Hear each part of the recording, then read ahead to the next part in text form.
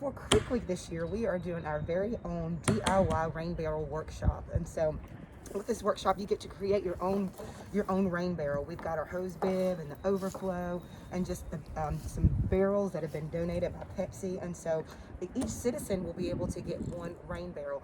And rain barrels are very good because the water that is going to be collected here is just the water that comes right from the sky.